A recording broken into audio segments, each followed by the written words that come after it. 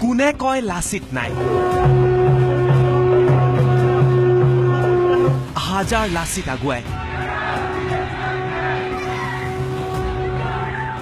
আমি লাচিতৰ নিচিনা এনেকুৱা তেজ লৈ মেলি আমাৰ মনত যিবিলাক আমাৰ ক্ষোভ আছে আমি গোটেইবিলাক লাচিতৰ দৰে ওলাই আহিছো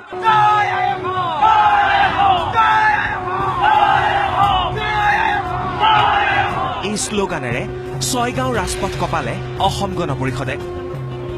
জাতি ৰক্ষাৰ স্বাৰ্থত ছয়গাঁৱত অগপৰ শংখনাদ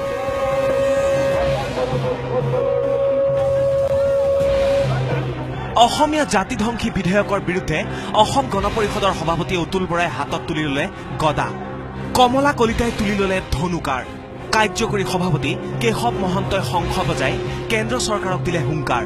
বিধেয়ক বাতিলৰ দাবীত হাজাৰ হাজাৰ লোক ওলাই আহিল ছয়গাঁও ৰাজপথলৈ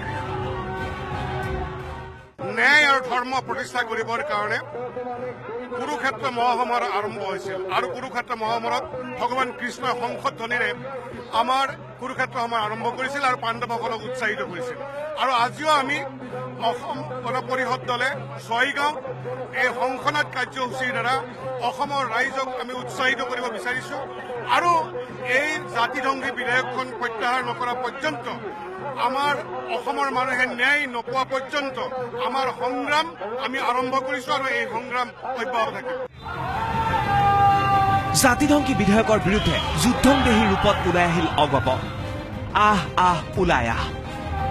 খেদ ঐ খেদ বিদেশী খেদ আদি শ্লোগান দিয়াৰ লগতে নাগৰিকত্ব সংশোধনী বিধেয়ক বাতিল নোহোৱা পৰ্যন্ত ক্ষান্ত নহয় বুলি স্পষ্ট কৰি দিয়ে অগপই অসম গণ পৰিষদ দলে শংখনাদ কাৰ্যসূচী গ্ৰহণ কৰিছে ৰাজ্যখনৰ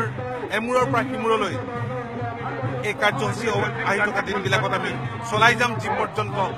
এই বিধেয়ক বাতিলৰ বাবে যথাবিহিত ব্যৱস্থা কেন্দ্ৰীয় চৰকাৰে গ্ৰহণ নকৰে এতিয়া আমি আগজাননী দিছো যে আমি এখন ন্যায় যুদ্ধত অৱতীৰ্ণ হৈছো এতিয়ালৈকে সত্যৰ সদায় জয় হৈ আছে আমি এই সত্যৰ জয় হ'ব তাৰ বাবে আমি নিশ্চিত ইফালে শিৱসেনাৰ মুৰব্বী উদ্ধৱ ঠাকৰেক সাক্ষাৎ কৰি বিধেয়কৰ বিৰোধিতা কৰিবলৈ আহ্বান জনায় অসম গণ পৰিষদে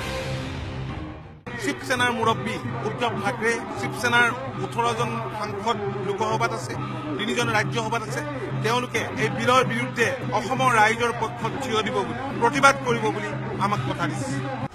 জাতি ৰক্ষাৰ স্বাৰ্থত অগপই কেতিয়াও আপোচ নকৰে বুলি পুনৰবাৰ ছয়গাঁও ৰাজপথৰ পৰা সকীয়াই দিলে কেন্দ্ৰীয় চৰকাৰক কেমেৰা পাৰ্চন মৃত্যু ডেকাৰ সৈতে Anit Pratim Baruah news 18 Assam north east